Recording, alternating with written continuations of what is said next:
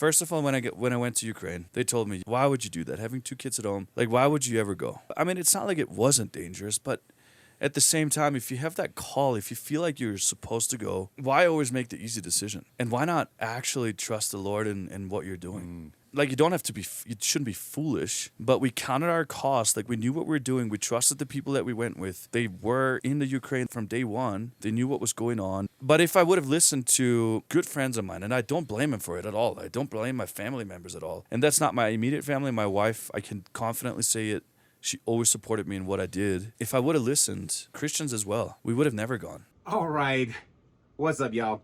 So, welcome to another episode of Prodigal Theology Podcast. We get international in this one. Hang out with my friend Philip. He is a missionary from Austria here in the States. Works at the Bible College down the street. But we talked about his time in Ukraine while he was still in Europe. He was able to go over there. Talks about his experience there. We get a little bit spicy, maybe political, touch on a few things. Yeah, we just kind of talk about the differences in American and European culture, the church, how different it is. Yeah, just the differences in the church culture. It was pretty good. And then we talk a little bit about church unity, a few other things. But as always, too much that we couldn't fit in one episode, so there will be another. So check it out. Let me know what you think and enjoy. Philipp Stieb. All right. Welcome in. Today, we've got our first international guest on the podcast today. That's right. So I have Philipp here from Austria, and we're going to get into some international things going on. But we were talking before the show started, and we're like, let's start with your time with Ukraine. You went over there, right after the war started? That's right. Yeah, just pretty much a couple of weeks in. I mean, when you look at Austria and when you look to, kind of like at the proximity, I pulled up Google Maps, and I was like, there's a lot going on over there, and there's a lot of need. And a buddy and I, who's actually Romanian, we just said, look, it's pretty clear what the Bible says about taking care of those who are in need. And we just came up with a plan, and then we just ended up going twice.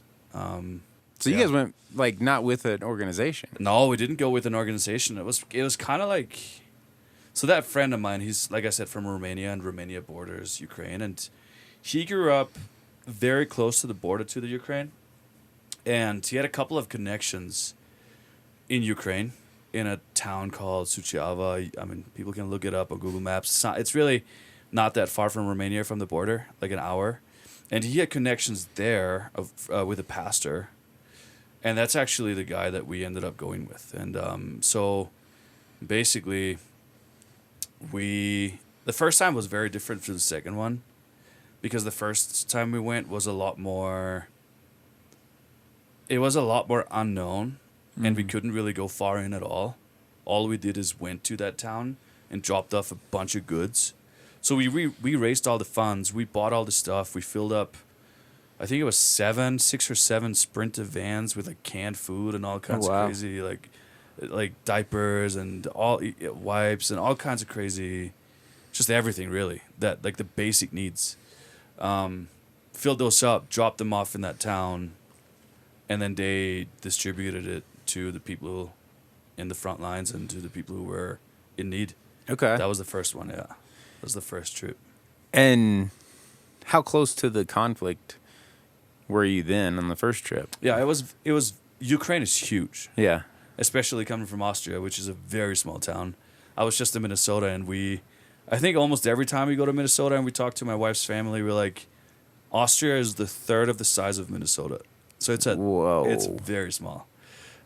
So for me, Ukraine is very big. I think it's probably 4 or 5 times bigger than Austria. So we were probably 12 to 14 hours away from the actual conflict.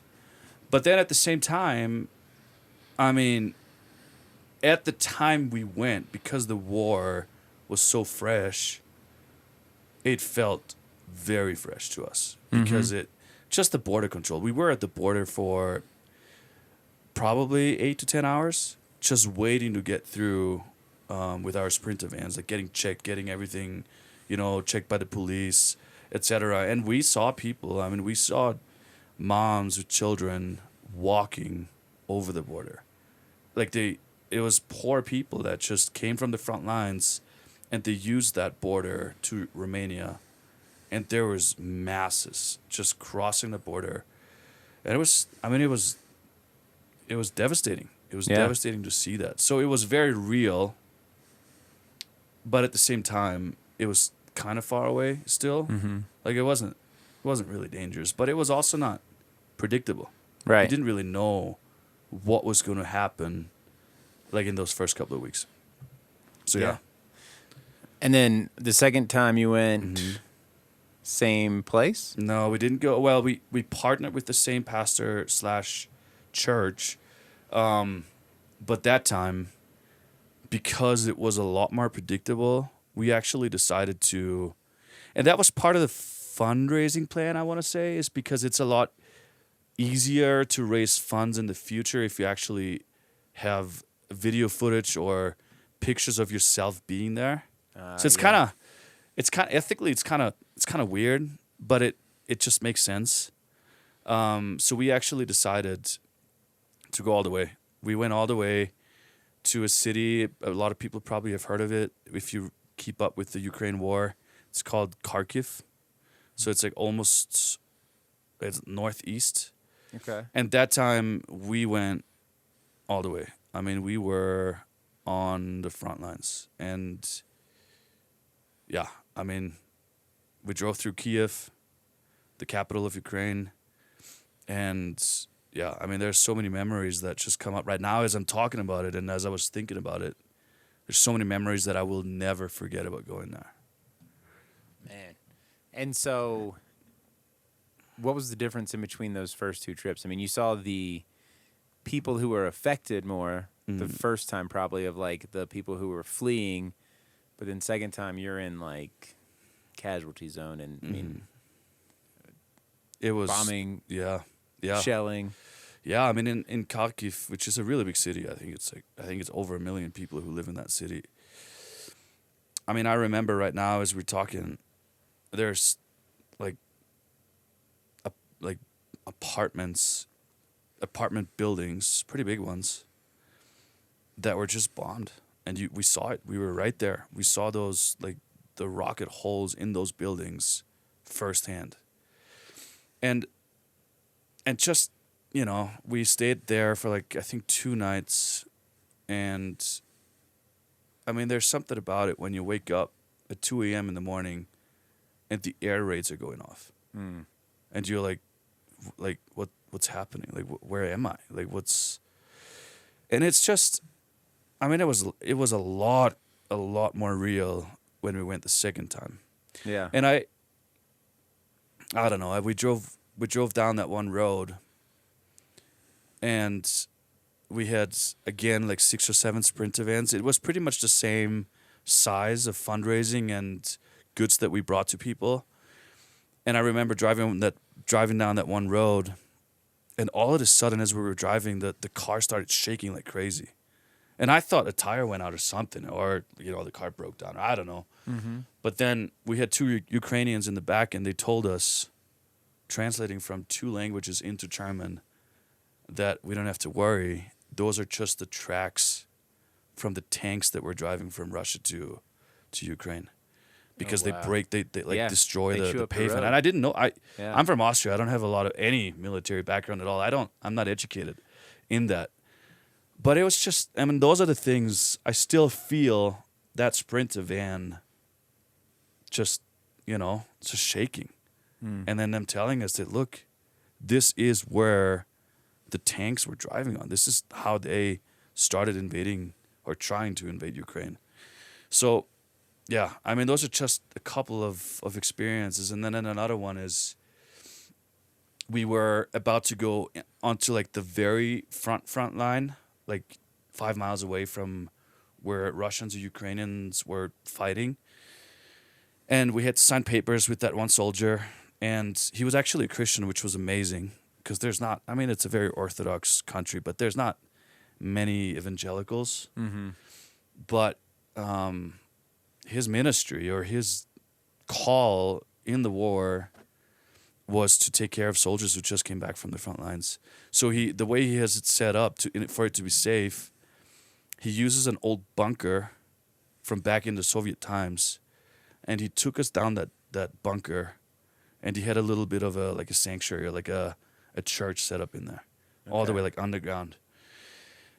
And he told us a couple stories of what kind of people have come back from the front lines. And I personally broke up, and I was crying down there because it was like, oh my gosh, there's a lot going on. Yeah, people who have kids at home, people who never thought that they were going to go to war, like never, they just right, and then they just get picked up, and yeah, so that there's some like I said, there's some things that I experienced that I will never forget. Like it was crazy. But sorry, I'm kind of rambling, but it was cool to be able to go there, and it was very cool to actually drop off these goods like canned foods and whatever I already mentioned to the people who were actually in need. Because it was the first trip, it was different. We dropped it off at the church. They ended up bringing it to the front lines and where people needed it. But the second time, we were actually able to just bring it straight to them. And, the mission of it all was to provide physical needs and then also to share the gospel for, again, as many times as we could. And there was definitely opportunities, which was beautiful. And so, how did you get permission, I guess, to be where you said you signed something with a soldier? Mm.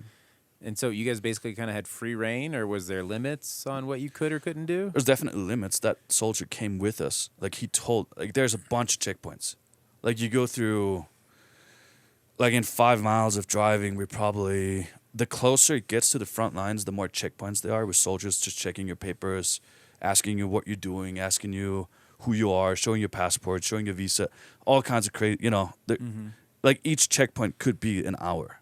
Okay. So like a 5 mile drive is a long drive because there's just so much going on.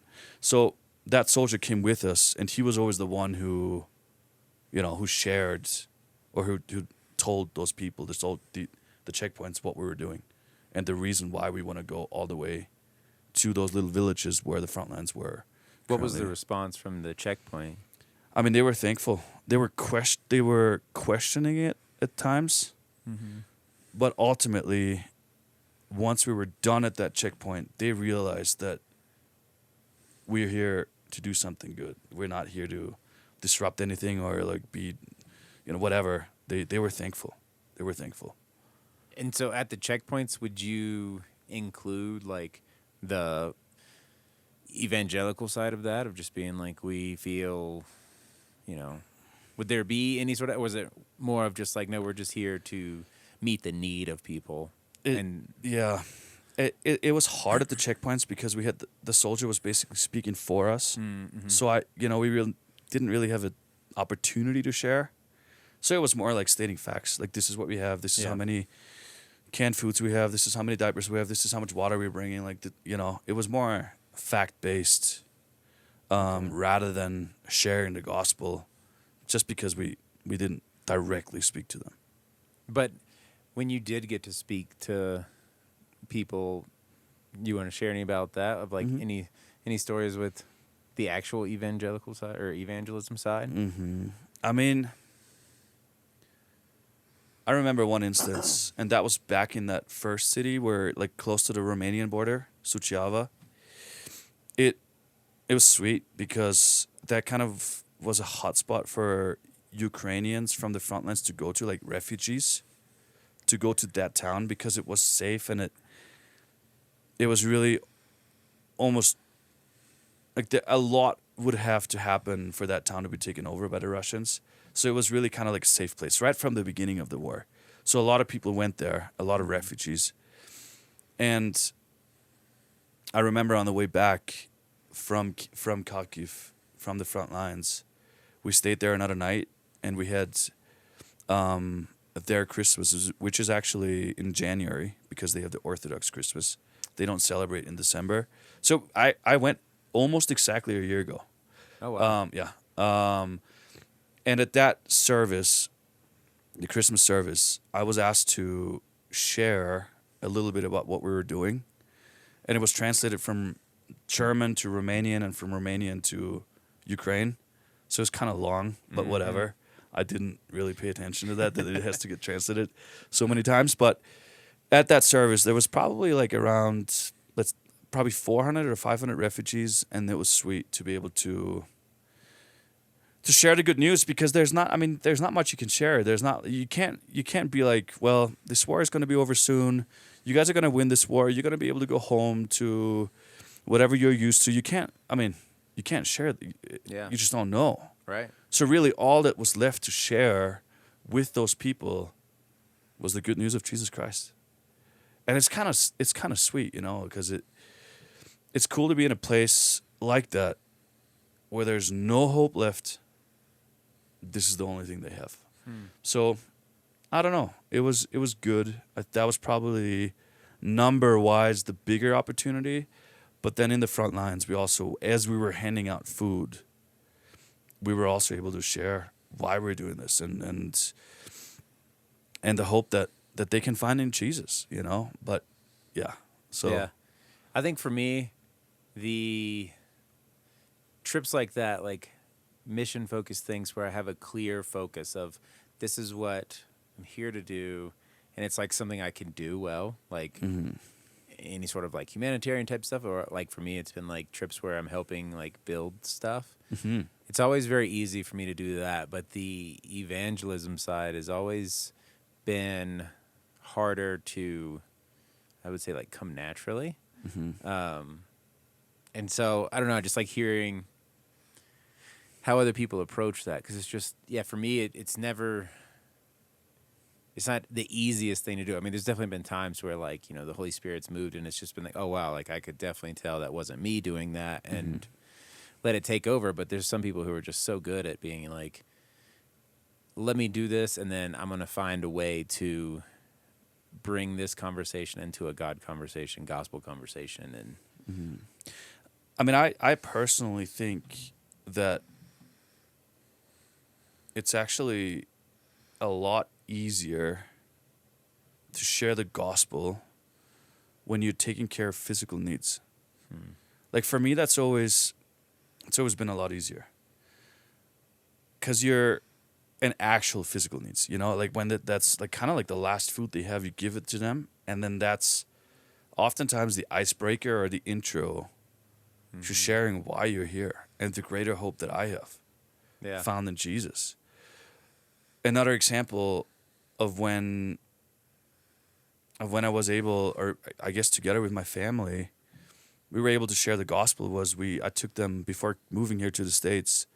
We went on a 6-week backpacking trip to Sri Lanka. And that's also one of the things that I will never forget, and I hope my kids won't forget that either, because it was really sweet. It was devastating, but it was also very sweet at the same time. We stayed in a little village close to the beach, and one of the things that Sri Lankans have a lot is elephants. And I didn't even know that really. I know that India has a lot, but Sri Lanka has a lot of elephants. So we went to that village. We stayed at a hostel, and we had our little tuk-tuk that we rented, and we drove down that same road a couple times.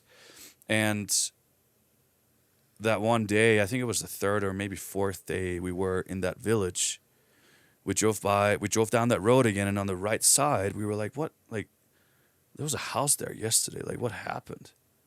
Like, we thought our memory maybe was wrong, but then Haley thought the same thing. I thought the same thing, so we were kind of like, something's off. Because that house was completely, like, broken. And it wasn't a house. It was like a shed. It was, third world country shed, and a bunch of people were cleaning up that space, that property, I would say. And we stopped and we tried to speak to them. One of the guys actually spoke a little bit of English, and he told us that an elephant walked over that shed overnight. And there was a mom with 3 kids staying in that house. Oh, wow. And that mom was just crying there, and the kids were, devastated. Their toys, they had basically nothing.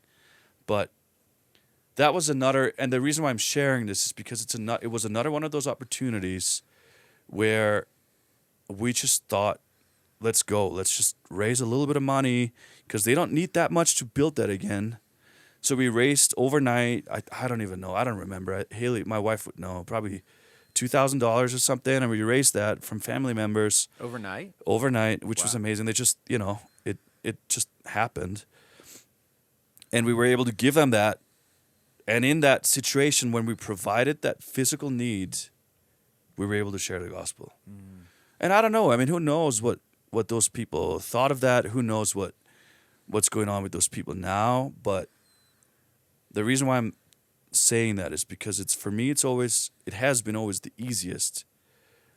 As you're providing a physical need, or could also be an emotional need, I would say. But for me, it's always been easier to do it with a physical need. When you provide that, share the gospel. I don't know. It's just always, it's a really good icebreaker. Yeah. And it's tough in the States and in Austria too. Yeah. There's not much physical need going on. Right. Compared to those places. Yeah. And in the States too, it's like some of the places where physical need is higher. I don't want to say it's oversaturated, but like typically people have been there and brought that gospel message before, or it's like, I think of in the South a lot where the culture is more, it used to be at least more Christian based. The Bible Belt was there for a reason, and so you found like people had already heard the message in a way where they don't really seem as, they're like, oh yeah, thank you. And, they'll tell you what you want to hear. Mm-hmm. And when you've done it enough, you can kind of tell, you're like, yeah, I don't really think they believe what they're telling me now. But then, yeah, I mean, like what you're talking about, being in third world countries, when I was in Nepal, it was way easier when we just installed the only toilet this village ever had. And like you said, I mean, it was like, I think we could build a toilet for a village for like $200 US. Exactly. Like, these people who had never had a toilet. And there's like 50 people in this village. You could buy one tile for a bathroom in the US for that. Yeah. Basically. Yeah. Which, yeah, it's just, and so. It's interesting. I mean, it's just on a broader picture, it's just interesting, like how do you, because we want to reach our people too. I mean, I mean, I'm not more passionate about people in the third world country than I am about the people here in the US or in Europe. Not at all. So it's interesting to, that's why I was saying like meeting emotional needs can also be a very good icebreaker. But oftentimes it's a lot harder to break that barrier, because it's something very personal and something very internal. So it takes those people that I met in Sri Lanka with that house where the elephant walked over, I knew them for 5 minutes. Yeah. If you want to break that emotional barrier with people in the West, if you want to really get into the weeds, I mean, you would need to have a very, very long, not always, but many, many times it would take a lot more work, a lot more hours to actually be able to meet that need because you don't even know about it. You don't know what people have going on in their hearts and in their minds and in their, in their lives. So, yeah. It just takes more time. Social media and everybody's always posting the best. Mm-hmm. And it's hard too. I mean, nobody wants to be the one asking for help. Mm-hmm. So yeah, I think it's hard to find that need, like you said. Yeah, but it is just, and that's a totally random thought I just had. I think that's one of the reasons why I love ministries like Timberline Lodge or Torchbearer so much is because we're just aware it takes time for people to open up to staff members or to each other even. It doesn't really matter to who they open, or guest lecturers, or whoever it is. But that's why I love these long form, or mid-form, 9 months programs is because you actually are given the time with the students to break that barrier. So, yeah, that's why I love it so much. Yeah. Yeah. Side note, I'm pretty jealous that you got to drive your own tuk-tuk. My goal in life. Anybody out there that has a tuk-tuk? I've been trying to get them imported into the U.S. for several years. So fun. Yeah. So hard, but so fun. It's scary because the kids were sitting in the back with my wife. And I don't know if the audience knows tuk-tuks. They could look it up. But it's, Sri Lanka is crazy with driving. They drive on the other side of the road. That's the first thing. You got to get used to that. And then the buses are absolutely insane how they drive. And you with your little tuk-tuk, and you're just so scared. You just drive over to the side of the road and let that bus pass. It's just crazy. Oh, yeah. The stronger one wins. That's how it works down there. Yeah. There's no rules. There's nothing. You just honk. Yeah. And the stronger ones will definitely win. We rode on a lot of buses in Nepal. Yes. And being on the bus is sometimes more terrifying than being on the tuk-tuk because the bus isn't getting out of the way. No. And we're going Why would down they? like a bridge, and I'm like, this is 2 lanes, and we're 6 lanes wide right now. I don't know what's going to happen here. And I made the mistake one time of sitting towards the front. Oh, you and don't I'm want like, to see what's never going again. on. Nope. Never again. You just- I see, I'm like, there's cars all the way driving straight towards us, and I'm like, This is it. Yeah. I'm like, Thank you, Lord, for this life. I'm gonna be with you soon. Yeah. Yeah. If you sit in the front, you gotta use blindfolds. Like there's no other way of. It's wild. And I had been over there for probably 2 months at that point, so I was pretty used So you're to kind of it. used to it already. Yeah, but I was still like, ooh, this is Yeah, nerve-wracking. it's wild. It's Yeah. a different kind of driving. Dude, I love it though. I mean, I definitely, the third world country, things you get used to. I remember they had like power lines hanging down. Everybody like steals power there. And so there's like all these hijacked lines and we're just walking through the street and you would just kind of like push the power lines out Oh of your my way gosh. like they're like jungle vines. Oh, And I like looked back on it and I'm like, not the safest thing, but you just got used to it. You're like, oh yeah, whatever, power lines laying across the street. Yeah. You just step on them. and I don't know. I mean, third world countries. I don't want to say it's necessary for people from the West to go, but I mean, the things that friends, family told me. First of all, when I went to Ukraine, they told me why would you do that? Having 2 kids at home, 2 little kids, like why would you ever go? But then, because it's not like it wasn't dangerous, but at the same time, if you have that call, if you feel like you're supposed to go, and it really, we thought about it, we prayed about it, it wasn't an easy decision. But why always make the easy decision, And why not actually trust the Lord in what you're doing? There you go. But you don't have to be, you shouldn't be foolish. But we counted our costs, like we knew what we were doing. We trusted the people that we went with. They have been they were in the Ukraine. The people we went with from day one, they knew what was going on. But if I would have listened to a lot of what good friends of mine, and I don't blame them for it at all. I don't blame my family members at all to be worried about. I don't, and that's not my immediate family. My wife, I can confidently say it. She always supported me in what I did. But if I would have listened, Christians as well, we would have never gone. Yeah. But again, you shouldn't be foolish. And the same thing with Sri Lanka. We went with a 2-year-old at that time, I believe. How old was Ella? I think maybe she was 3 and a 5-year-old. And that was more of it. That was a tourism trip really for us. It wasn't it wasn't missions based at all. We just wanted to do something cool with the family. And the main purpose for me personally was to show our kids a third world country.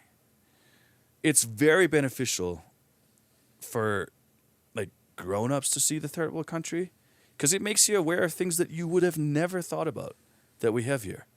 Going then- to a grocery store after going to a country like that will mess with your head. It will mess with You're your like, head. how much food is here and is being wasted? Yep, exactly. That, I mean, there's so many more lessons, right? And so I think for grown-ups, it's amazing. I think I encourage a lot of people to travel because it opens your horizon. Mm-hmm. But then I think for kids, and our kids were kind of young when we went, and I'm not sure how much you're actually going to remember. We do talk about it still as a family, even though it's been a couple of, I don't know, like half a year since we've gone. But for kids to be exposed to kids who don't have anything, who have one toy, there's something about it. There's something special about that. And Liam still my oldest son, my only son, my oldest kid, he still talks about it. He's like, this one kid I remember, and this one kid only had one toy, 2 toys, max. And it's, I don't know. I love it. I personally love it. Not so much also for enjoyment. I'm not going to hide it. It's beautiful going to the beaches, beautiful seeing turtles in the ocean and all that. But there is a bigger reason or a bigger purpose to traveling. So, yeah, absolutely valuable, I would say, to take your kids or even to go yourself. And obviously even more valuable if you do it for missions reasons, but also educating for yourself before you go. Because I think, and I don't want to be judgmental here at all, but I think of a lot of American kids go on international missions trips unaware of what's actually going on in those countries. Don't be the one who's just posting who's there to get the picture for Instagram. Exactly. And I think what you're talking about of like going with kids is like, as Christians, we have to believe if God has called me somewhere, he's also equipped me to go, and he's not going to just, most likely he's not going to call you to your death. Mm-hmm. And there's stories. I mean, I just went for 2 of those Ukraine trips. Mm-hmm. There's people that books, biographies that I've read where it's just insane. Like they just go, they trust, take their family. So it's like, I don't know. I think that for me is going to be, as I'm married and wanting to start a family, that's probably going to be one of the harder transitions is now having to be aware of other people. Because I was talking about this morning, like I love chaos. Like I love when everything goes wrong. Like I want to go where I know it's going to go wrong. Yep. And I want to go to the places that are outside of my comfort zone. Mm-hmm. And then, when you're like, oh yeah, like, I've got a wife at home. Like, can't just be running off and doing whatever. And so I think watching people walk through that, like when I was at YWAM, there was a couple who was going to a Middle Eastern country. I don't know if I can say which country it was, but it was semi-war zone type country. They're going to be with refugees. And they came there with that calling on that country, and then the opportunity to go when they had like decided, where everybody's going to go. Anyways, they had to make the decision because they had 2 kids at that time. And the wife was pregnant and had a child right before the mission segment. So they ended up going to the war zone country with a 2-week-old. And their family was very like, hey, what are you doing? And, like you said, rightfully so, like you should be concerned, but also learning how to trust, like, okay, like when you're those people, like pray, God, give me your wisdom for what you're calling them to. Like, because if, like you said, if God's calling you there, like you should go. Like, why stand in the way of what he's doing? And Absolutely. Yeah, like, but getting back to the third world countryside, I wish more people would just travel, especially in America. Yeah. And it's not necessary, right? I mean, you can make yourself aware of different cultures by talking to people who come to the U.S. Yeah, that's a good point. Every Friday we go down to Denver to talk to the homeless with Timberline. We take a couple students, and I mean the amount of Venezuelans that are down there is just insane. And yes, you don't speak the language. I mean, there's some people who speak Spanish, but I don't speak Spanish. But I remember that one situation. We talked to one lady through Google Translate, and there's ways to communicate. It's not like we live in a world where it's actually fairly easy to talk to people whose language you don't know.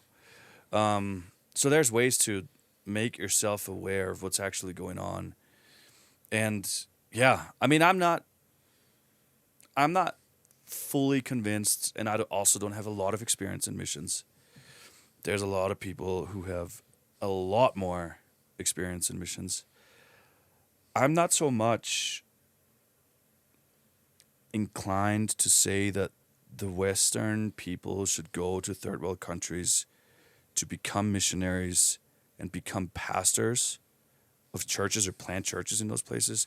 I'm much more on the side of going there and educating the locals and getting them equipped to do whatever it's necessary to spread the gospel there. So yeah, I don't know.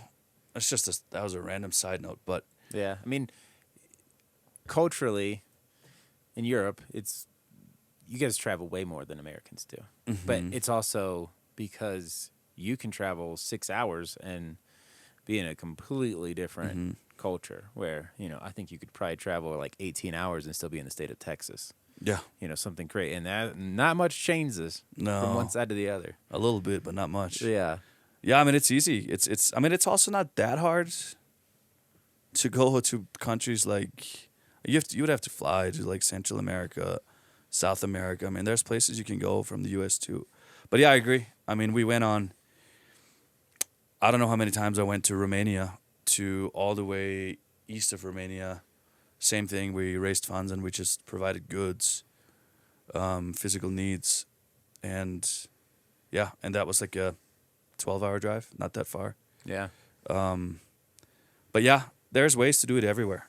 There's ways to do it in the U.S. as well. There's refugee camps in the U.S. where there's a lot of need and a lot of physical need. But yeah, that's just, I don't know. Think outside the box, I think. That's the biggest one. Yeah. I mean, I kind of have the benefit of, my dad was a pastor, and he worked with this organization called the Gideons, and every year they had an international convention that I was able to attend as a kid. And so I had friends from all over the world from age 7, and I would see most of those people every year. And I know for me, growing up in small town North Carolina, that did so much at that young age to just really give me a true worldview. And I mean, this was before the internet like it is now, and communication was a lot easier. I mean, I used to write letters to people in other countries, and like, I actually just wrote a letter to a friend of mine. Yeah? First one in like, I don't know how many years. It's and wild. It was probably pretty bad, but I don't care. You forget which side you're supposed to put the stamp on. You're right. like, no, I didn't even put it on. The post office put it on for me. I didn't even know where to put it. That's awesome. Yeah. Yeah, Ed, but I just think that, like, taking your kids to Sri Lanka, like that, what you can do to open the eyes of children at that young age to say, like, this isn't everything, like you said, like, it's so important. And, it instilled the itch to travel in me. But which is a good thing. I just love meeting new cultures, yes, asking questions, learning from, and like understanding that I can learn from people who are different than me. Absolutely. And I think that that's one of the problems that plagues at least America right now is if you have a different opinion than me, then you're evil. If you don't like what I say, then you're a bad person. Instead of saying, like, I can learn things from people who are different than me and believe different things. Yep. But anyways, I think one kind of we're touching there is, like, just wanted to touch on the differences in culture in the U.S. and Europe. You were born in Austria, came over here for Bible school. When I was 21, I think, or 20, yeah. And you were here for a couple years. For 9 months, actually, yeah. And then I had to go back because of visa reasons. But then you came back. But then I right? came back for 3 years total, probably 2.5 years. I'm very bad with knowing the numbers, how long I was actually here. Yeah. So yeah, it's probably like 2.5 years. Yeah. So that you I were was back here. and forth. Then you guys went back to Austria for. For 8 years. The last 8 years, 8 to 9 years, we lived in Austria. And then now you've been back here. So you've been able to, go back and forth. Bounce back and forth for a while, yeah. For the last 12, almost 13 years. Yeah. What are some of the main differences in the church in America and in Europe? It's a very good question. I can tell you that. Yeah. I think it's kind of hard. It's kind of a broad question because there's so many differences, at least from my experience, and I don't have a lot, within churches in the U.S. Oh yeah. Where it's like there's so many denominations. I was just at a wedding in Missouri, which is kind of part of the Bible Belt. I think it's kind of part of the South, not really, but it is. Yeah.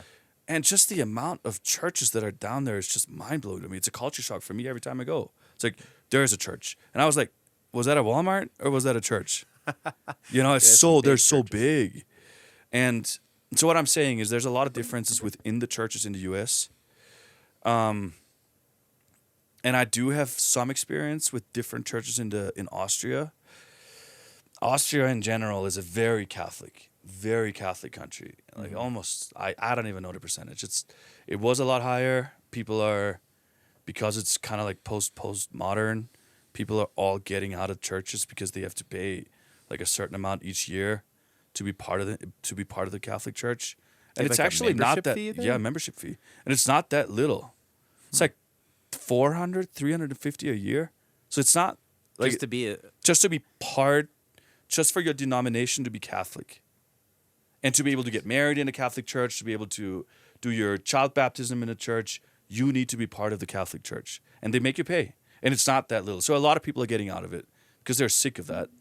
I'm surprised you didn't know that. I don't think that's the same here. No, it's probably not the same here. So that might be one of the differences. So Austria is very Catholic based, and whatever that, there's a lot of things that just result out of that. It's very, say, works based. It's very traditional Christianity. Like there's, other than the meaning, like tradition, there's no personal relationships. like it's more of a cultural it's type just cultural. Christianity. Yes, very cultural, and nothing. Show up on Sunday. Oh, average age at a Catholic church when you go in there is probably 150 of the people who attend that church. It's like, there's no young people going to church, really. Yeah. I think the percentage of evangelical Christians in Austria, don't quote me on that, but I did look it up the other day. It's like 0.8%. Oh, wow. Maybe it was 0.5, somewhere in between. Less than 1%, I'm pretty sure. Okay. Again, don't quote me, but it was very little. So that just gives you a picture of how unreached that country is. Yeah. There's a church we went to in Salzburg where Sound of Music was filmed. Yeah. Americans love that movie. I saw it for the first time with my now parents-in-law, and I fell asleep after like 30 minutes of watching it. Oh man, So boring. I grew up I can't believe falling that. asleep to that movie, but my mom and her sisters would sing the soundtrack. Oh, my wife has all it the all time. memorized. Everything. Like 3 hours, she could quote the whole thing right now, sitting down right here. So I do not love Sound of Music, but that we went to a church in that city in Salzburg, and the pastor of that church was American, and he often told me that and they were part of Calvary Chapel, which is pretty well known in the U.S. too, and he always told me when they get together as European Calvary Chapel pastors, they say that Austria is the graveyard of missionaries. And I can't really tell you, like a lot of people go there and they quit after a couple months, after a couple of years, because it's so hard to break the emotional barrier, probably. It's hard for me to even explain why it's so difficult there. Mostly maybe because it's a rich country. All your social, like your physical needs are taken care of. We call it the social hammock. Yeah. Like you basically can't do anything wrong. There's almost no homeless people. So there's no, I don't know, like other than sickness and other than, whatever it is, it's just hard to reach people. It's very hard to break that barrier. And yeah, I think that's...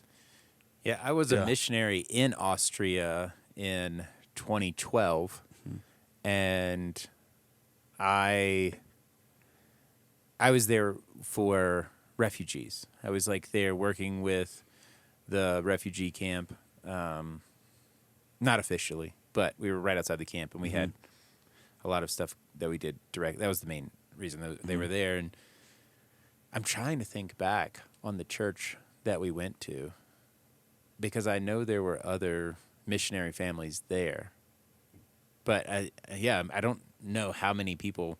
I'm just trying to think back. But yeah, the cultural difference is so, I don't know. It's very hard to explain Yeah. if you have not experienced it. It's kind of, I feel like it was 10 years ahead. Like that it was more, I don't want to say like, more like sexually free kind of, at least because I was right outside Vienna, and like seeing that, and I don't know, maybe like you said, maybe it was just the culture of like, I knew people that hadn't worked in 8 months. Oh, yeah. And they would get, a decent check. A decent check every month. Yeah. No problem. Every month. And it I don't know. It's very hard to explain. I think there's also still some pain from Second World War going on, even though it's long ago, right? It's like 80 years ago now. Almost 80 years ago. Wow. 1938 was when the Second World War started. So almost 80 years ago. But yes, it's been a long time. But I gotta say, my grandparents, they were in that war. And my parents were raised by people who experienced Second World War. So I think there's some generational stuff going on still that society, or at least myself, I don't understand what it is specifically, but there's definitely still some things going on that we're just not aware of. I remember my grandparents, they would not talk about anything emotional whatsoever. Really? Whatsoever. Like it was always, they talked about Second World War, but it was very obvious that there was a lot of pain. One side of my family, my dad's parents grew up in Serbia. My mom's parents grew up in Romania, so they both were kind of like refugees going into Austria. And so yeah, they talked about it a little bit, but every time it got a little bit emotional, they would just leave or just not talk about it or just hide it. And I think a little bit of that is in my parents' generation as well, where you just keep it together because you have to make it. Like there's no room to be emotional. And I think slowly Austria, Germany, Europe, and this is just a personal opinion. I'm not, I have become a lot less opinionated over the years because I've been wrong so many times. But I think there's still, like, the recovery is starting, like, in the recent years, and we have become more open to what we're actually feeling. But my wife could tell you as well, it's not easy always for me to talk about emotions, to be vulnerable. So I think that could be one of the reasons why it is a lot more difficult to reach that culture. Would you say last 10 years, church growth or decline? In Austria? Yeah. Decline, definitely decline. Like, there's no doubt about it.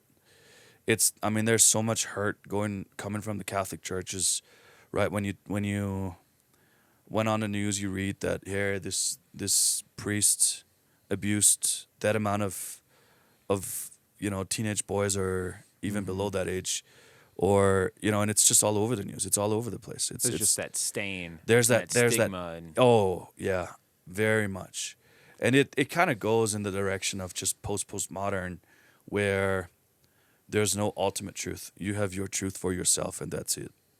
And it try to argue that with people, not argue, but try to convince a person that there is one truth, with somebody who is very, very, very much set on the fact that you yourself have your truth, but I have my own. Right. I mean, it's not easy to share the gospel or to share the truth with people who are so set in their ways. Yeah. And that's becoming a I thing think here as in well. the U.S. too, yeah. And it's just that indifference and, yeah. I love talking through this because it makes me think too, right? I mean, I not that I don't talk about it that much, but it's cool to process it even as we're talking right here. Yeah. I love it. I mean, how many people went to the church you guys went to when you were back in Austria? At the home church. So, okay, this is a little bit of, I'm not going to share the whole story, but I did grow up, my first 12 years of my life, I grew up in a home church that my grandfather founded, and there was like 20 people. Again, Probably a lot of family. yes, 4 sisters of mine, and then my parents, my grandpa, my grandma, and then the rest was honestly people above 70, Okay. like old, and some cousins as well. Like I think 2 cousins and an aunt and an uncle. So it was a very, very small church, simply because there was nothing else really. But then at the age of 10, we moved to a different church that was denominationally and also theologically very different, and that's why we didn't go there in the beginning. Like that's why I didn't grow up in that church, because we didn't agree with them on all the topics, whatever. Like, Just we would have said for my home church, it was more of a charismatic church, where, and I don't want to get too much into the weeds of that because right. I was young. More spirit-based You know, I have it versus- from I have it from my parents. Spiritual gifts were more accepted or whatever, and you know, and all those things. versus more of a liturgical, like, let's Yes. just order of service, do this. Yeah, and the one that was actually pretty close to our city was bigger, like 80, 100 people maybe, but they were a lot more conservative, and that's why we didn't go there. We weren't, like, there was no, the transition wasn't that hard. Like there were not any like fights or like disagreements. Yeah. So that transition was pretty good.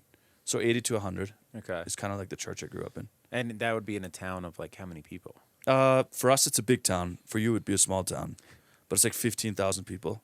Okay. And surrounding areas, Austria is very dense. Like there's a lot of people on a square mile, not square kilometer, on a square mile. Like it's a lot more dense, obviously, than the U.S.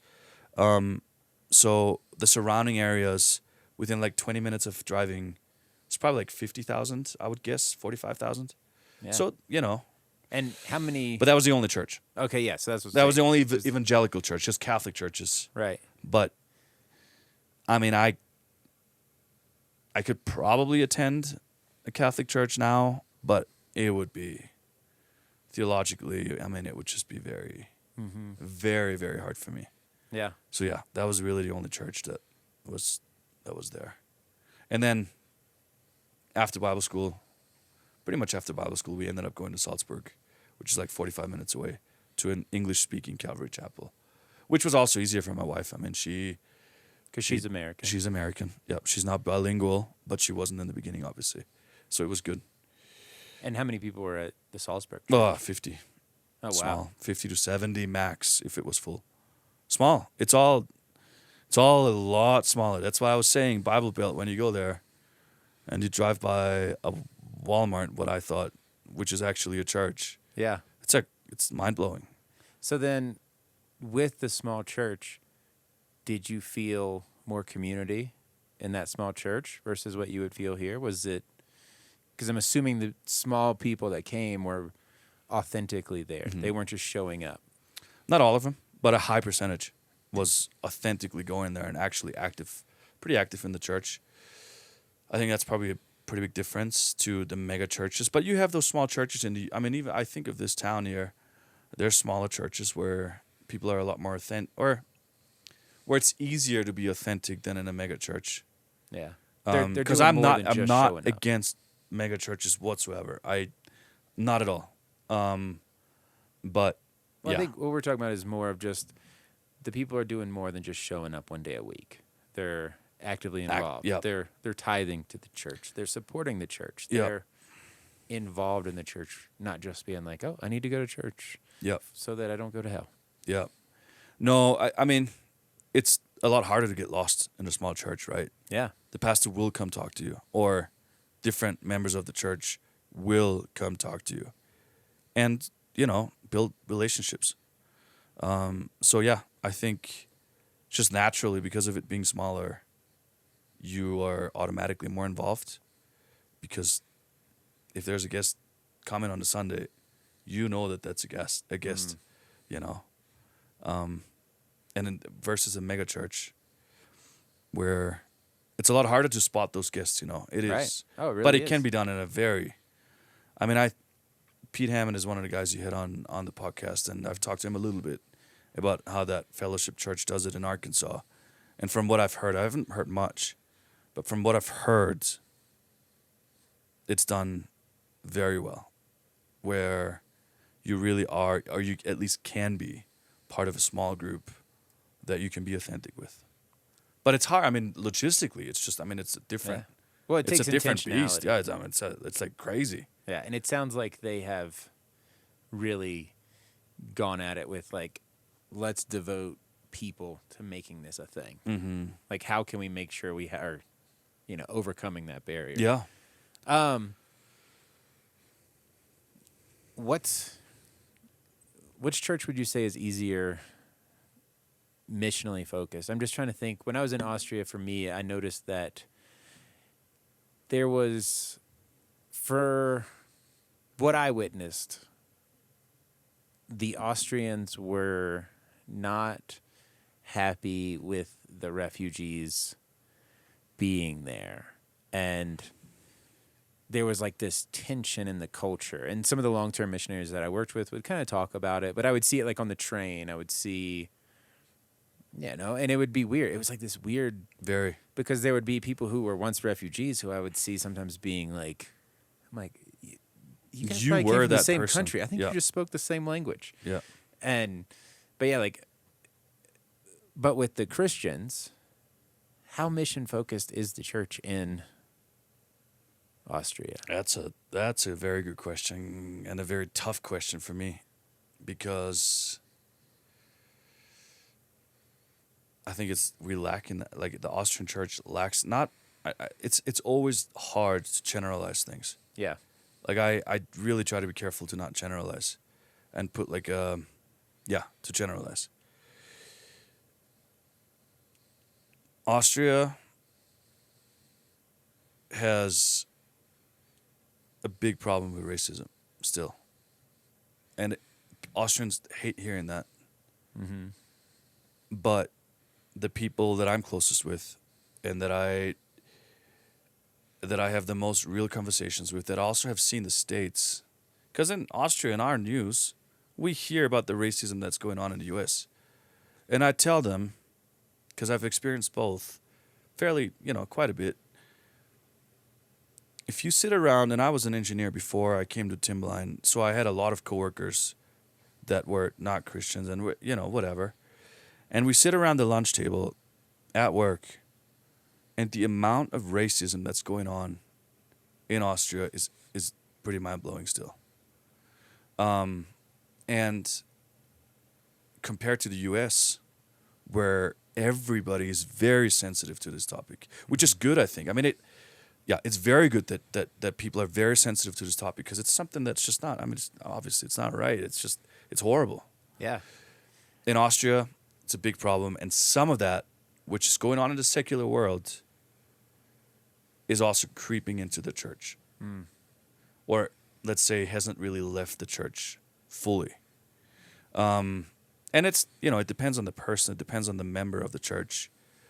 But so your observation when you were there was very true. And it's definitely a big thing still. What about with Ukraine? Mm. Was there more of I don't want to use the term legitimate, but I'm going to, because it makes it sound better, is we see a more legitimate need. Yes. And so there's this immediate need. We should do something. Yes, absolutely. You're 100% correct. Again, your observation was perfectly right.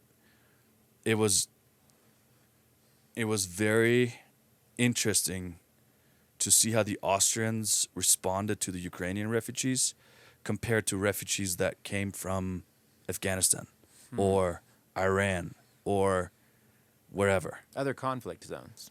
Other just conflict didn't see zones, it as- especially, I'd say, especially Muslims, most likely. I don't know why. I can't tell you why, but I definitely see that. But it was almost mind-blowing how Wow. different we reacted to the Ukrainian refugees. Like, everybody would get together, like, let's go to the refugee camps and help those Ukrainian kids. Let's go help the moms that had to abandon their husbands because they weren't allowed to leave their country. Let's go. Let's make something happen. Wow. I mean, I can personally testify to that. I raised a good, like, I think I would have to look again, around 15,000 for both of those trips within a week. And most of those donors were not Christians. Okay, that's So what I they was gonna ask. responded super well, like very well to that fundraiser. And mainly, I think because it was a lot closer, like war became very real for Austria. Because if Russia would have taken Ukraine, only Hungary, I wish I could pull up Google Maps right now. Only Hungary would have, that would have been the last country that would have separated us from Russia. So it became very real to us, and it was interesting to see kind of like the emotional response that we had compared to Oh yeah, different. There's a tiny little border, Hungary, Between- Slovakia. yeah, and Hungary borders Ukraine Yep. a little bit, not much, but a little bit. Yeah, So it would have been, yeah. So that's interesting. racism is a big problem in Austria. There's And I- probably going to be some Austrians that might listen to this because I'm going to share it, but I don't know. It's just, if you're true to yourself and if we're true to our own culture, it's still a big problem. Yeah, and I think that in the U.S., racism is, and people might get mad at this, racism is manufactured for news because it's a talking point and it sells. And people focus on race when they shouldn't. And we're on I feel like the opposite side of that because it creates, like, if you are a black kid in America and you're raised thinking that white people hate you because that's all you hear on the news. That's what people would teach. White people and black people don't get along. Despite the fact that we just went and played, whatever sport at recess. We played games. We did all these things, and we saw no difference. If you're in that system and you get raised up, you start to, perception becomes reality. And Of course, yeah. the reason you got cut off in traffic wasn't because that person was late. It's because they were white and they didn't like you because you were black. And I think that is the opposite side of the problem, that we manufacture racism. And I think part of it, too, is it becomes from, there was a real racist crisis. Horrible racist was- crisis in the U.S. I mean, And it's horrible. Where people were white and black people weren't even able to go in the same bus. yeah, they And couldn't that's have not the to- same and- water fountain. They couldn't have the same water fountain. It's not that long ago. And I'm convinced. I'm convinced that there's still people who struggle with that big time. Totally. Big And I'm time. not saying that people aren't racist. I'm saying that Yep. maybe Overall. your older generation who, it's a pendulum swing. Yes. You want to get away from that association, so you're trying to separate yourself, and in doing so, you've manufactured racism where there isn't always racism Exactly. in the Yep. I agree. next generation. I agree with you, but at the same time, it definitely gets used by the media, like, no doubt. It gets used. I mean, it's pretty apparent. Mm-hmm. It's a conservative view, but it's pretty obvious to me as well, coming from Austria, reading the U.S. news quite a lot. But at the same time, we also can't deny the fact that there is probably a good percentage of people that still are racist towards black people. Oh, yeah. And also, I mean, I know that I don't want to get too political because again, Yeah. I've had many opinions in when I was younger. I still do, and I've learned the more I know, the less I know, kind of deal. Yeah. But Wisdom again, does come with age. it's just so politics generally something that I don't love talking about.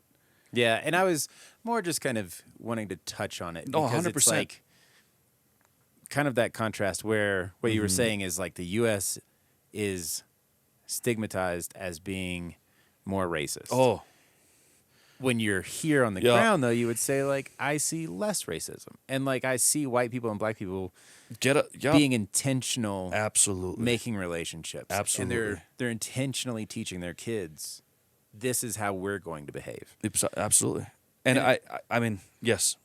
Another maybe the last note on that. So that Romanian friend, again, going back to the beginning of the podcast, this is the guy that I went to Ukraine with. I went to high school with him. And he's, Romanian, has a darker skin. And he struggled in school with it too. Like With actually racism? struggles. Like people were calling him. Like it's definitely still a pretty big thing. And they seclude. They kind of probably because it's more culturally and easier because of language barriers, etc. But there is still like Romanian like communities that just hang out by themselves, Yeah, separated from us. But also, I think it comes like there's a couple of reasons why I think that is. It's because it's easier culturally. It's easier with the language.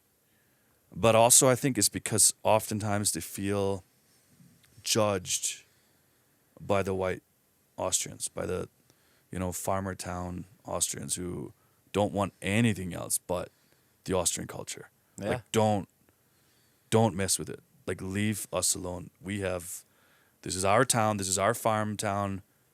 This is how it's going to be for the next 2,000 years. yeah. That's how they view it. I think you could Not everybody. Again, I'm not generalizing, but it's a common theme. Yeah. And I think you could apply that, though, to the church. Let's just go to the church in America now. And just, instead of the segregation of races, we're going into the church and non-churched. And I think, I thought about this recently. And I'll see if I can put it together. But if you ever looked around, there's no fat people in gyms. And everyone would agree they need to be there. But what happens when they go? People are like, why are you here? Like, clearly, this isn't going to work for you. Or, like, they make fun of people. Or they'd say things like, oh, yeah, whatever. But you can take those same arguments and put them into the sinner in the church. Why don't you see sinners in the church? Because the church looks at somebody who comes in covered in tattoos and says, why are you here? Like, this isn't going to work for you. And, like, clearly you don't want to be here based on your lifestyle habits. And I think that we create that barrier to entry as Christians and I don't really know where to go from that, but it's like we've created that community of, like, if you're going to come to church here, you need to look like this. And that kind of touches on what you were talking about on, like, the mega church. And, like, very few mega churches are mixed race.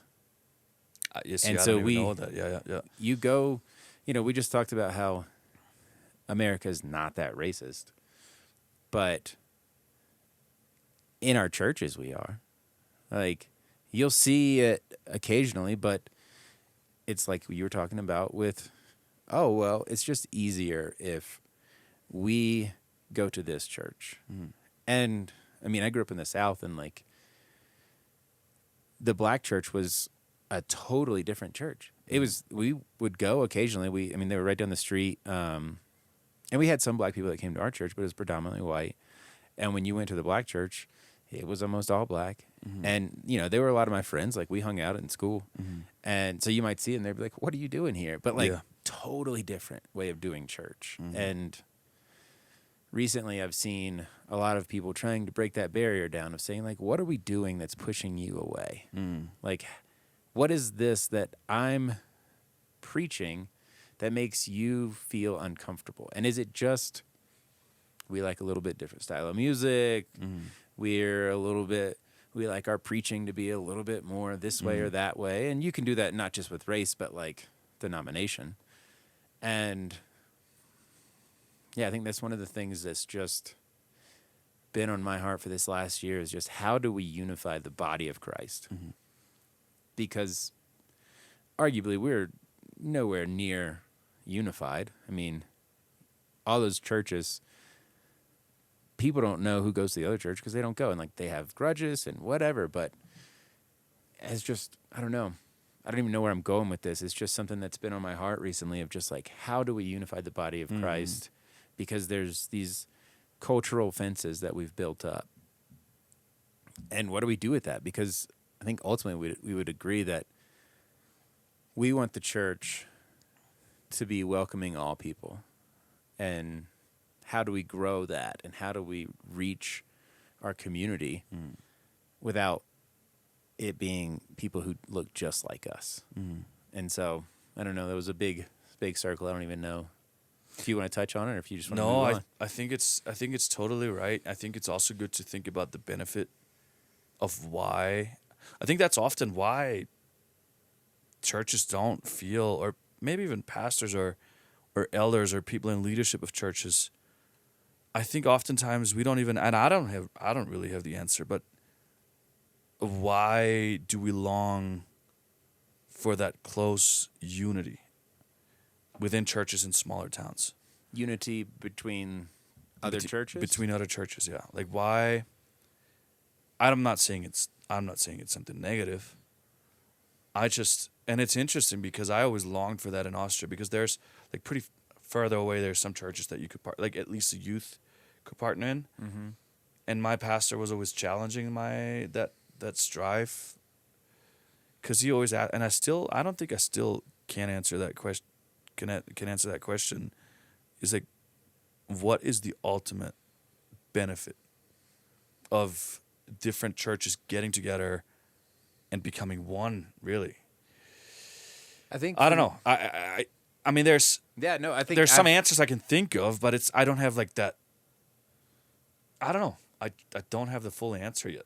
Well, I would say I recently talked to a local pastor about that same thing, and he kind of had the same answer of like, why? And to me, I just feel like, why not? I mean, we're the body of Christ, but how can we be the body of Christ if we're separated? And you start to look at Paul, and obviously there was a lot of, he wrote a lot of letters that had to do with this is going on, like this party and this party, this church, that church. And there was maybe the same type of thing going on then. You had the circumcision party, and they were definitely not hanging out with the Gentiles and welcoming them in. And it's just something because it's been with me, like that question has been with me for a while, probably like 10 years. I've been trying to think, should it be the ultimate goal for a town of, let's say, 20,000 people with 4 churches that have a little bit of a different denomination, a little bit of different theology? Should it really be the ultimate goal for those 4 churches to become one church? I don't know. Oh, yeah. I'm not saying that. I do think that you still can have like a separate view of certain aspects, but we should be unified in our mission. And I think even if it's just the heads of those churches being together to be like, what are the needs in this community and how can we meet those? Because I think that together we can meet them better than we can individually. And we can share the resources that we have to, if the church is against abortion, then what are we doing for young mothers, single mothers? Yep. What are we doing for pregnancy resource? And would it be better if we all came together and... Because you have more leverage. Yeah. If you're utilized for churches, you just have more leverage. Yeah. I see what you're saying. Yeah, I agree. And it's also beautiful to show unity within the churches to non-believers. I mean, there's a bunch of answers I can think of, but I just haven't.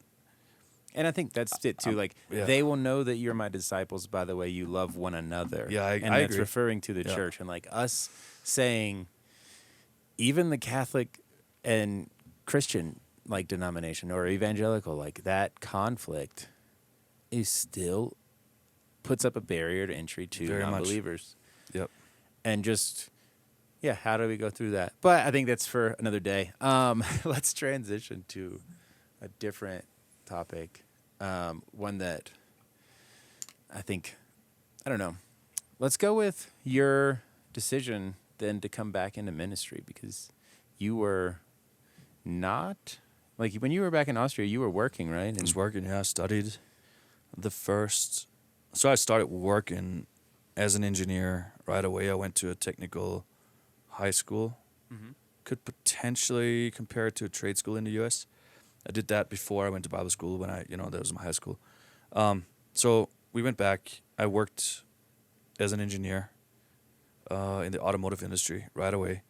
And alongside of that, I was getting a master's degree in engineering next to working and having a newborn. It was kind of wild. It's very busy. Sounds like you didn't sleep. I still had my 7 or 8 hours. If you take those from me, I will not be able to function. So I still had those. And yeah, I was working for that company, or for 2 different companies, for around 8 years, 7 or 8 years. And then, just volunteering at the church. Every once in a while I was preaching. Every once in a while I was doing some youth group stuff, just random things that I was asked to do. So no, nothing like full-time ministry. Mm-hmm. I think the transition was pretty recent, right? It's been 4 or 5 months, August 2023. And it's still, we made the decision of coming here a lot earlier. I had a very long visa process. Timberline was kind of waiting for us for a long time because it was very difficult because of all the backlog that was happening in the U.S. with the COVID, whatever. So we made the transition, the mental transition a while ago. We knew we were going to go in full-time ministry. And I think the main reason why we did it was, first of all, we felt called to do it, which can oftentimes be a little bit of a Christian, like, floskel, you would say. Mm-hmm. I feel called to do this, I'm going to do it. And we did. But we left Timberline 11 years ago, or 12, I don't know, 11 years ago. And we always wanted to come back, like right away. We were like, I'm not sure if we should have left. I don't know if we should have stayed or not. But over the years, over the last 10, 11 years, that desire in our hearts, you would think that would diminish over time because it's just been so long. But that desire just grew and grew and grew and grew. And we truly felt called to go back and to have the bigger purpose again as well. I mean, there's sacrifices you make. I don't see my family barely anymore at all. I left my culture, I left my language, I left my friends, which is very tough often. I mean, I think about my friends a lot, because if you have friends in Austria, you have them for life, Mm-hmm. So that, I mean, it's hard, but like if you were to put it on a scale, wanting to have more purpose again was definitely the main drive of why we came back. And I don't know. I mean, people ask me, how long are you going to stay with Torchbearers? How long are you going to do this? Especially in Austria, they ask me. And I'm like, I could see myself being in this ministry for the rest of my life. Mm-hmm. I mean, if God calls me somewhere else, no problem. Yeah. But we love it so much. We're so convicted about it that I could actually say that. And I don't have many things where I could say that as well. I mean, obviously, marriage, there's friends where I could say I'll be in that friendship for the rest of my life. But when it comes to my job, my vocation, Torchbearers, Timberline would definitely be one of those places where I could say, "Yep, this, I could commit to this." Yeah. When for the rest of my life. you guys made that decision to come to Timberline, it was, like you said, there was a few years where you had to wait. What was the hardest thing in that waiting? Like, what did you question? What, did we hear this right? Like, was it, like, what was the biggest struggle? And when you wait, so you go, with any change that you make, you're really kind of like with everything, you go into it with expectations.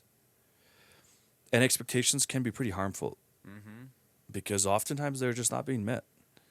So we went into this thinking that it's going to be like, a 6-month process or something, or most like a year. And then it ended up being, I don't even know, 16 months, I think, after a bunch of like craziness. I'm not going to get into it. So we went into it definitely with the wrong expectation, looking back on it. And that was hard. I mean, we got crushed many times, my wife and I. just And also emotionally? emotionally, yeah. I mean, it's hard, right? You're ready to move on. You kind of have your things packed already. Yeah. You told your friends, hey, we're going to move to the U.S. You told your immediate family, we're going to move. Every family gathering, they're like, when are you guys leaving? I couldn't answer. Feel like Noah. Don't worry, I'm building this boat. It's going to rain one day. Exactly. And honestly, you start doubting. That was probably one of the biggest struggles. You're like, is this really what you called us to?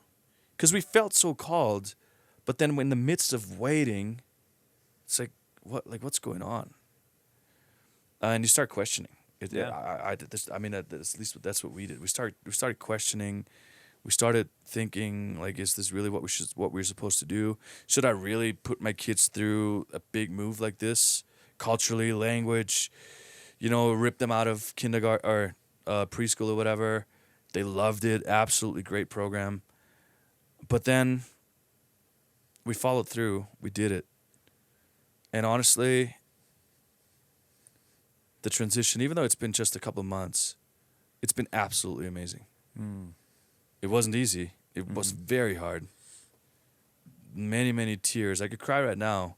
Many tears were shed in that airport when we say goodbye to my parents. But I know that the price in the end is going to be so much bigger. And I was able to interview a couple of students this first semester already on how their lives changed just from a couple of months being here. Yeah. And that also made me tear up because it's like, this is why we just said goodbye to everything, really. Yeah, that's the long answer to your question. No, man, I think it's crazy. It's quite the emotional, sinus curve. Well, there's a lot of people who can relate to that. I mean, and it's some of the most famous people in the Bible went through that same thing. I mean, John the Baptist questioned Jesus when he was locked up in prison of like, did I waste my time? Were you really the one, or were we supposed to wait for somebody else? And it's so hard because God's time is not our time, and that, like, you're like, I know this is what we're supposed to be doing, and months and months go by. Yeah. Did I mess this up? Absolutely. And then, yeah, absolutely. It just, that door and like that perseverance and that time of just being like, okay, I'm going to just be barraged, whatever, with attacks from the enemy of saying like, this is not your purpose. This is not your calling. You're not equipped for this. God didn't want to use you because that's why he's not making this happen. And it's a real thing. I mean, what was the... And then I want to add to that because it's like one of the biggest questions. Honestly, I still have that. I'm from Austria. We just talked about, for a good amount of time, we just talked about how unreached that country is. Why? Why am I leaving if there's such a great need there? But again, I don't see the bigger picture yet. I don't know what my future is going to hold. and the future of my family. But it was definitely also a question I had in my mind. It's like, I'm Austrian. I have theological education already. I have a firm relationship, I would say, with Christ. I know the reality of the indwelling life of Christ inside of me. Why am I leaving? But again, I can't. Yeah, we felt called to come back to the States. And who knows what the future holds. Yeah. You know? There's people blaming us. There's past, not blaming, but they're like, I remember the pastor of that Calvary Chapel, that American pastor.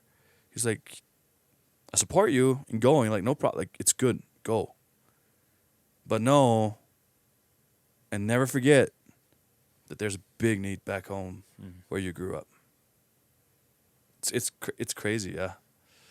It's pretty wild. Yeah. Oh, man.